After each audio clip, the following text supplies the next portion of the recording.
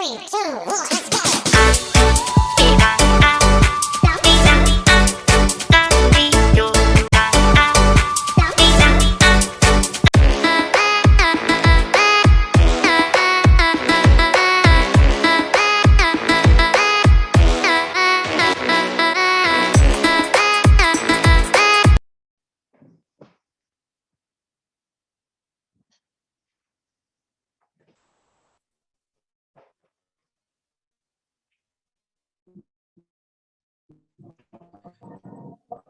Assalamualaikum warahmatullahi wabarakatuh. Waalaikumsalam warahmatullahi wabarakatuh. Sebelum kita memulai diskusi pada malam hari ini, pertama-tama saya ucapkan banyak terima kasih kepada teman-teman mahasiswa yang telah berpartisipasi dalam diskusi kita pada hari ini. Yang terhormat dosen pengampu mata kuliah Pancasila, Bapak Roni Lukum, SPD MSc, serta teman-teman mahasiswa yang tentu saja saya sangat banggakan.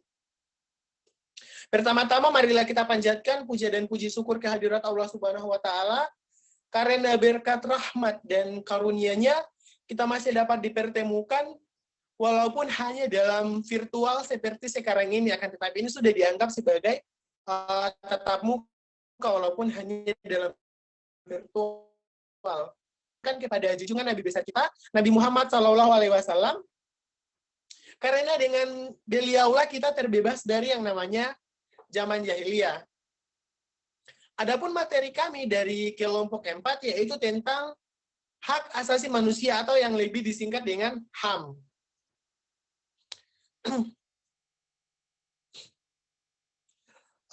Untuk materi tentang HAM, di sini kami akan membahas tentang pengertian hak asasi manusia itu sendiri, kemudian sejarah hak asasi manusia, perkembangan pemikiran hak asasi manusia, kemudian hak asasi manusia dalam peraturan perundang-undangan di Indonesia, kemudian ciri-ciri hak asasi manusia, pelanggaran hak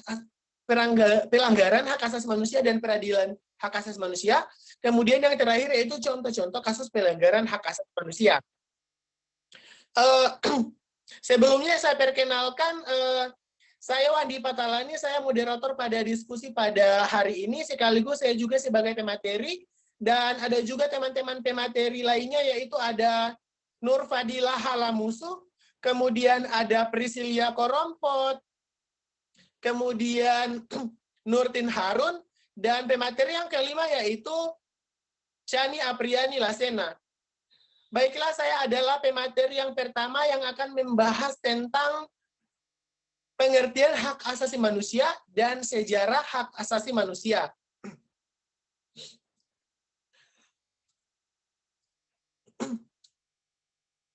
Yang pertama yaitu pengertian hak asasi manusia. Hak asasi manusia dalam bahasa Inggris disebut dengan human right. Dalam bahasa Prancis disebut droits de l'homme. Jadi, hak asasi manusia itu dapat diartikan adalah sebagai sebuah konsep hukum dan normatif yang menyatakan bahwa manusia memiliki hak melekat pada dirinya karena ia adalah seorang manusia. Hak asasi manusia berlaku kapanpun, dimanapun, dan kepada siapapun. Sehingga secara universal, HAM pada prinsipnya tidak dapat dicabut, juga tidak dapat dibagi-bagi, saling berhubungan, dan saling bergantung. Secara konseptual, hak asasi manusia dapat dilandaskan pada keyakinan bahwa hak tersebut dianugerahkan secara alamiah oleh alam semesta, Tuhan atau nalar. Sementara itu, mereka yang menolak penggunaan unsur alamiah meyakini bahwa hak asasi manusia merupakan pengejawantahan nilai-nilai yang disepakati oleh masyarakat. Ada pula yang menganggap bahwa HAM ini sebagai perwakilan dari klaim-klaim kaum yang tertindas. Dan pada saat yang sama juga terdapat kelompok yang meragukan keberadaan HAM sama sekali dan menyatakan bahwa HAM ini hanya ada karena manusia mencetuskan dan membicarakan konsep tersebut. Jadi pada sudut pandang hukum internasional, hak asasi manusia sendiri dapat dibatasi atau dikurangi dengan syarat-syarat tertentu. Pembatasan biasanya harus ditentukan oleh hukum, memiliki tujuan yang sah, dan diperlukan dalam suatu masyarakat demokratis. Sementara itu, pengurangan hanya dapat dilakukan dalam keadaan darurat yang mengancam kehidupan bangsa dan pecahnya perang pun belum mencukupi syarat ini. Selama perang, hukum kemanusiaan internasional berlaku sebagai lex specialis. Walaupun begitu, sejumlah hak tetap tidak boleh dikesampingkan dalam keadaan apapun, seperti hak untuk bebas dari perbudakan maupun penyiksaan. Kemudian ada beberapa pengertian HAM menurut para ahli. Di sini ada beberapa para ahli. Yang pertama yaitu menurut John Locke, hak asasi manusia adalah hak yang langsung diberikan Tuhan kepada manusia sebagai hak yang kodrat. Oleh sebab itu, tidak ada kekuatan di dunia ini yang bisa mencabutnya. HAM memiliki sifat yang mendasar dan suci. Nah, itu adalah pengertian HAM menurut John Locke. Kemudian yang kedua yaitu menurut John Matterson. John Matterson adalah anggota Komisi HAM di PBB. Menurutnya, HAM ini adalah hak-hak yang ada pada setiap manusia yang tanpanya manusia mustahil hidup sebagai manusia. Jadi itu adalah materi tentang pengertian HAM. Selanjutnya kita masuk ke sejarah dari hak asasi manusia itu sendiri. Jadi untuk sejarah hak asasi manusia ini ada sejarah hak asasi manusia di dunia dan sejarah hak asasi manusia di Indonesia. Yang pertama, sejarah hak asasi manusia di dunia.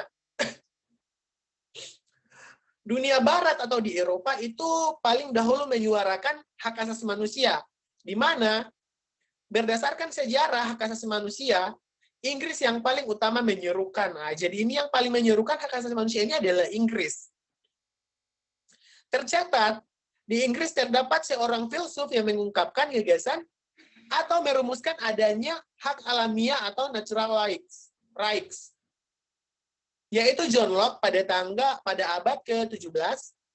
Sejarah perkembangan hak asasi manusia di dunia barat ditandai dengan 3 hal penting, yaitu Magna Carta, terjadinya revolusi Amerika, dan revolusi Prancis. Itu sejarah perkembangan HAM di dunia. Kemudian selanjutnya kita masuk ke sejarah asasi manusia di Indonesia.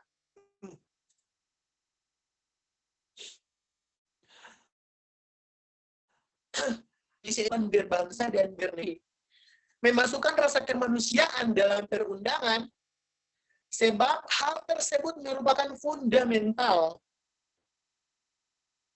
Pancasila sebagai dasar negara Indonesia sepenuhnya mendukung dan menjunjung tinggi penegakan hak asasi manusia.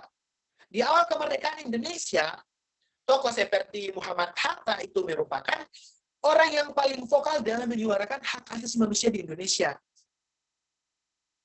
Indonesia dalam memperjuangkan haknya sebagai bangsa harus melewati beberapa fase, seperti halnya pembentukan organisasi. Organisasi yang didirikan tersebut mewadahi banyak orang di mana untuk merasa sadar bersama-sama memiliki hak-hak yang harus diperjuangkan dan dicapai.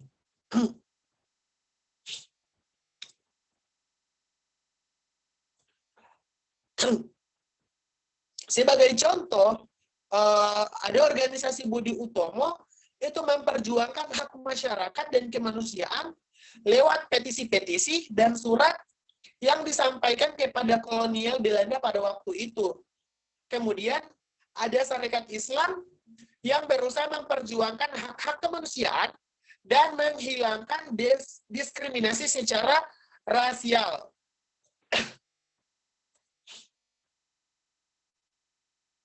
Kemudian yang terakhir yaitu sejarah penegakan HAM di Indonesia pasca kemerdekaan.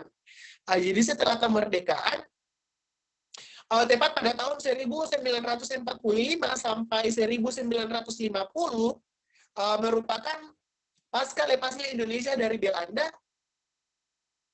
serta secara sah telah merdeka.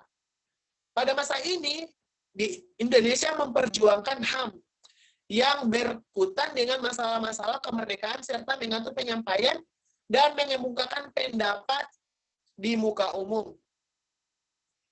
Pada tahun itu, masa di mana pada tahun 1950 sampai 1959, masa di mana HAM mulai berdiri tegak, ditandai banyaknya partai politik dengan ideologi masing-masing, serta pers memiliki kebebasan dalam menyampaikan fakta yang terjadi. Nah, jadi itulah materi dari saya tentang pengertian HAM dan sejarah hak asasi manusia. Selanjutnya saya serahkan ke pemateri yang kedua. Kepada pemateri yang kedua saya persilakan.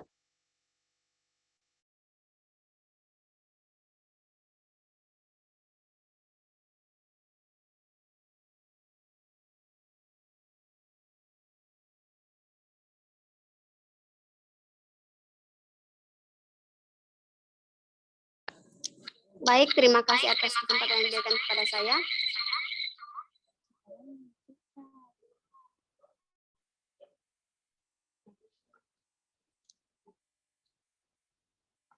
Assalamualaikum warahmatullahi wabarakatuh. Waalaikumsalam warahmatullahi wabarakatuh. Baik, saya dari kelompok 4 sebagai pemateri kedua. Saya akan menjelaskan tentang perkembangan pemikiran HAM. Perkembangan pemikiran HAM dibagi dalam 4 generasi, yaitu generasi pertama berpendapat bahwa pemikiran HAM hanya berpusat pada bidang hukum dan politik. Fokus pemikiran HAM generasi pertama pada bidang hukum dan politik disebabkan oleh dampak dan situasi Perang Dunia. Yang kedua yaitu generasi pemikiran HAM tidak saja menuntut hak yuridis, melainkan juga hak-hak sosial, ekonomi, politik, dan budaya. Generasi ketiga sebagai reaksi pemikiran HAM, generasi ketiga menjanjikan adanya kesatuan antara hak ekonomi, sosial, budaya, politik, dan hukum dalam suatu keranjang yang disebut dengan hak-hak melaksanakan pembangunan. Dalam pelaksanaannya, hasil pemikiran HAM generasi ketiga juga mengalami ketidakseimbangan, di mana terjadi penekanan terhadap hak ekonomi dalam arti pembangunan ekonomi menjadi prioritas utama, sedangkan hak lainnya terabaikan sehingga menimbulkan banyak korban karena hak-hak rakyat lainnya yang dilanggar. Selanjutnya, generasi keempat yang mengkritik peranan negara yang sangat dominan dalam proses pembangunan yang terfokus pada pembangunan ekonomi dan menimbulkan dampak negatif seperti diabaikannya aspek kesejahteraan rakyat. Selanjutnya itu perkembangan pemikiran HAM dunia bermula dari yang pertama Magna Carta. Pada umumnya, para pakar di Eropa berpendapat bahwa lahirnya HAM di kawasan Eropa dimulai dengan lahirnya Magna Carta yang antara lain memuat pandangan bahwa raja yang tadinya memiliki kekuasaan absolut menjadi dibatasi kekuasaannya dan mulai dapat diminta pertanggungjawabannya di muka hukum. Yang kedua, The American Declaration. Perkembangan HAM selanjutnya ditandai dengan munculnya The American Declaration of Independence yang lahir dari paham Rousseau dan Montesquieu. Mulailah dipertegas bahwa manusia adalah merdeka sejak di dalam perut ibunya, sehingga tidak logis bila sesudah lahir ia harus dibelenggu. Selanjutnya yaitu The French Declaration. Selanjutnya pada tahun 1789 lahirlah The French Declaration atau Deklarasi Prancis, di mana ketentuan tentang hak lebih dirinci lagi sebagaimana dimuat dalam The Rule of Law yang antara lain berbunyi tidak boleh ada penangkapan tanpa alasan yang sah. Selanjutnya yaitu perkembangan pemikiran HAM di Indonesia. Pemikiran HAM periode sebelum kemerdekaan yang paling menonjol pada Indis Part adalah hak untuk mendapatkan kemerdekaan, serta mendapatkan perlakuan yang sama hak kemerdekaan. Sejak kemerdekaan tahun 1945 sampai sekarang di Indonesia telah berlaku 3 undang-undang dasar dalam 4 periode, yaitu Yang pertama, periode 18 Agustus 1945 sampai 27 Desember 1949 berlaku Undang-Undang Dasar 1945. Yang kedua, periode 27 Desember 1949 sampai 17 Agustus 1950 berlaku Konstitusi Republik Indonesia Serikat. Yang ketiga, periode 17 Agustus sampai 5 Juli 1959 berlaku Undang-Undang Dasar 1950. Yang terakhir yaitu periode 5 Juli 1959 sampai sekarang berlaku kembali Undang-Undang Dasar 1945. Baik, hanya itu yang dapat saya sampaikan. Selanjutnya saya kembalikan ke moderator.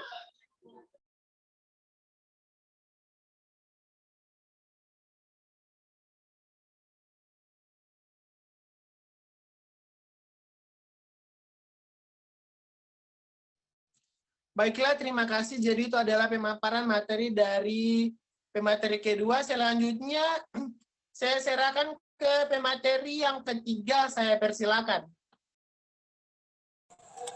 Baik, terima kasih. Pertama-tama, terima kasih atas kesempatan yang telah diberikan. Assalamualaikum warahmatullahi wabarakatuh. Waalaikumsalam warahmatullahi wabarakatuh. Perkenalkan, nama saya Priscilia Korompot. Saya di sini selaku pemateri ketiga dari kelompok 4 yang akan membawakan materi tentang macam-macam hak asasi manusia atau HAM. Langsung saja, hak asasi pribadi atau personal human right. Hak ini merupakan hak yang berhubungan dengan kehidupan pribadi setiap orang. Contoh dari personal human right ini adalah kebebasan untuk menyampaikan pendapat, kebebasan untuk bepergian, bergerak, berpindah ke berbagai tempat, dan lain sebagainya. Kemudian yang kedua, hak asasi politik atau politik right. Ini merupakan hak asasi dalam kehidupan politik seseorang. Contohnya, hak dipilih dan memilih, hak dalam keikutsertaan kegiatan pemerintah, hak dalam membuat petisi, dan sebagainya. Kemudian hak asasi ekonomi atau property right. Hak ini menyangkut hak individu dalam hal perekonomian. Contohnya, kebebasan dalam hal jual beli, perjanjian kontrak, penyelenggaraan sewa-menyewa, memiliki sesuatu, dan memiliki pekerjaan yang pantas. Kemudian hak asasi peradilan atau procedural right.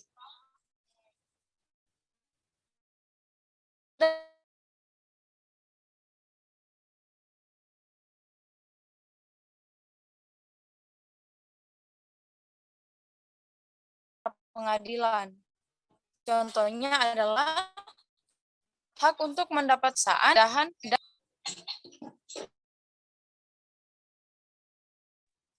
kemudian hak asasi sosial budaya. Hak terkait dalam kehidupan masyarakat. Contohnya adalah hak untuk menentukan, memilih, dan melakukan pendidikan. Dan melakukan pendidikan, hak untuk mengajaran untuk mendapatkan budaya sesuai dengan bakat dan minat. Kemudian yang terakhir, hak asasi hukum atau legal equality right. Hak ini yaitu untuk mendapatkan kependudukan yang sama dalam hal hukum dan pemerintahan. Contohnya adalah mendapatkan perlakuan yang sama dalam bidang hukum dan pemerintahan, menjadi pegawai sipil, perlindungan, dan pelayanan hukum. Itu saja dari saya. Saya akhiri. Wabillahi taufiq wal hidayah. Wassalamualaikum warahmatullahi wabarakatuh. Saya kembalikan ke moderator. Baiklah, terima kasih. Jadi itu adalah pemaparan materi dari pemateri yang ketiga. Selanjutnya saya serahkan ke pemateri yang keempat. Saya persilakan. Baik, terima kasih atas kesempatannya. Saya selaku pemateri keempat akan memaparkan materi yang selanjutnya, yaitu ciri-ciri hak asasi manusia. Ada 4 ciri-ciri. Yang pertama, hak asasi manusia tidak diberikan kepada seseorang, melainkan merupakan hak semua orang, baik itu pihak sipil, politik, ekonomi, sosial, dan hak budaya. Yang kedua, hak tidak dapat dicabut, dihilangkan, atau diserahkan. Yang ketiga, hak bersifat hakiki, yaitu hak yang sudah ada sejak manusia dalam kandungan, dan yang terakhir hak asasi manusia sifatnya universal sehingga berlaku bagi semua manusia tanpa memandang status, suku, gender, dan perbedaan lainnya. Hak asasi manusia dalam perundang-undangan nasional Indonesia paling tidak terdapat bentuk hukum yang tertulis menurut aturan tentang HAM. Pertama, dalam konstitusi, undang-undang negara. Kedua, dalam ketetapan MPR. Ketiga, dalam undang-undang. Keempat, dalam peraturan pelaksanaan perundang-undangan seperti peraturan pemerintah, keputusan presiden, dan peraturan pelaksanaannya. Sementara itu, bila pengaturan HAM dalam bentuk undang-undang dan peraturan pelaksanaannya kelemahan pada kemungkinan seringnya mengalami perubahan. Undang-undang yang mengatur hak asasi manusia di Indonesia, yang pertama, pasal 28A mengatur tentang hak hidup, pasal 28B mengatur tentang hak berkeluarga, pasal 28C mengatur tentang hak memperoleh pendidikan, pasal 28D mengatur tentang kepastian hukum, pasal 28E mengatur tentang kebebasan beragama, pasal 28F mengatur tentang komunikasi dan informasi, pasal 28G mengatur tentang kesejahteraan dan jaminan sosial. Pelanggaran hak asasi manusia dan pengadilan hak asasi manusia. Pelanggaran hak asasi manusia adalah setiap perubahan seseorang atau kelompok yang termasuk aparat negara, baik disengaja ataupun tidak disengaja, atau kelalaian yang secara hukum mengurangi, menghalangi, membatasi, atau mencabut hak asasi manusia seseorang atau sekelompok orang yang dijamin oleh undang-undang ini dan tidak didapatkan atau dikhawatirkan tidak akan memperoleh penyelesaian hukum yang berlaku. Undang-Undang Nomor 26/2000 tentang Pengadilan Hak Asasi Manusia.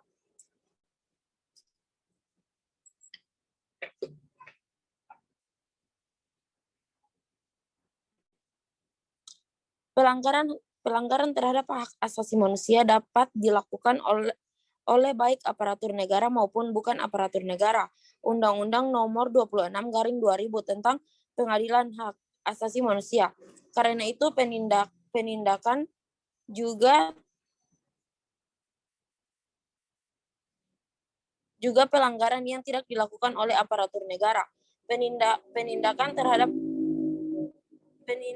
terhadap pelanggaran hak asasi manusia mulai dari penyelidikan, penuntutan, dan persidangan terhadap penyelenggaraan yang terjadi harus bersifat non-diskriminatif dan berkeadilan.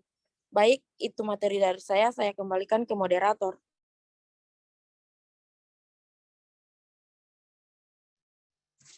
Baiklah, terima kasih. Jadi itu adalah materi dari pemateri yang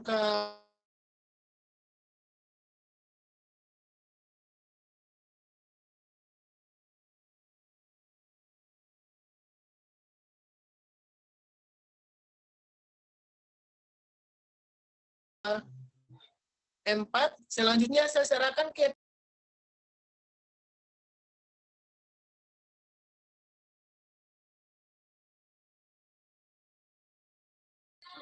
Baik, bismillahirrahmanirrahim. Assalamualaikum warahmatullahi wabarakatuh. Waalaikumsalam warahmatullahi wabarakatuh.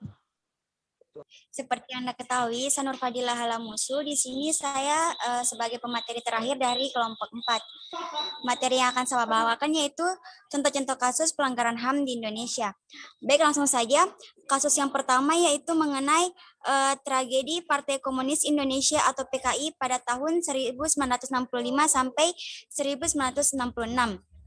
Sejumlah jenderal dibunuh dalam peristiwa 30 September 1965. Pemerintahan Orde Baru kemudian menuding Partai Komunis Indonesia sebagai biang keroknya. Lalu pemerintahan saat itu membubarkan organisasi tersebut dan melakukan razia terhadap simpatisasi. Razia itu dikenal dengan Operasi Pembersihan PKL. Komnas HAM memperkirakan 500.000 hingga 3 juta warga tewas dibunuh saat itu. Ribuan lainnya diasingkan dan jutaan orang lainnya harus hidup di bawah bayang-bayangan cap PKI selama bertahun-tahun. Dalam peristiwa ini, Komnas HAM balik menuding Komando Operasi Pemulihan Keamanan dan semua panglima militer daerah yang menjabat saat itu sebagai pihak yang paling bertanggung jawab. Saat ini, kasus ini masih ditangani oleh Kejaksaan Agung, namun penanganannya lambat. Tahun 2013 lalu, Kejaksaan mengembalikan berkas ke Komnas HAM dengan alasan data kurang lengkap. Yang kedua yaitu mengenai kasus penembakan misterius atau Petrus tahun 1982 sampai 1985. Penembakan misterius atau sering disingkat Petrus alias Operasi Klurit adalah operasi rahasia yang digelar mantan Presiden Soeharto dengan dalil mengatasi tingkat kejahatan yang begitu tinggi. Operasi ini secara umum meliputi operasi penangkapan dan pembunuhan terhadap orang-orang yang dianggap mengganggu keamanan dan ketentraman masyarakat. Khususnya di Jakarta dan Jawa Tengah, pelakunya tak jelas, tak pernah tertangkap, dan tak pernah diadili. Namun hasil dari operasi celurit ini sebanyak 532 orang tewas pada tahun 1983. Dari jumlah itu, 367 orang antaranya tewas akibat luka tembakan. Kemudian, pada tahun 1984 tercatat 107 orang tewas, diantaranya 15 orang tewas ditembak. Setahun kemudian, pada 1985 tercatat 74 orang tewas, 28 diantaranya tewas.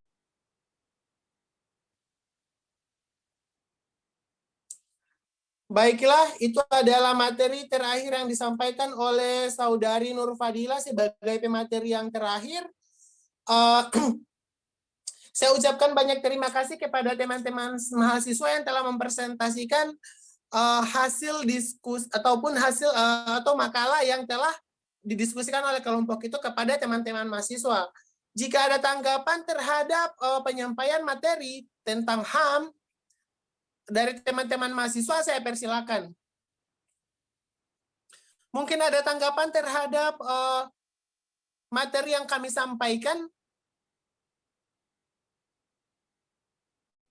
Ada tanggapan? Ada tanggapan Rahmawati? Mungkin sudah cukup untuk materinya. Cukup jelas. Oke, jadi materinya cukup jelas ya, jadi sudah tidak ada tanggapan lagi. Maka saya akhiri diskusi untuk kelompok 4 pada hari ini. Saya ucapkan banyak terima kasih dan mohon maaf bila ada kekurangan, itu datangnya dari kami karena yang namanya manusia itu tidak pernah luput dari kesalahan. Wabillahi taufiq wal hidayah. Wassalamualaikum warahmatullahi wabarakatuh. Waalaikumsalam warahmatullahi wabarakatuh.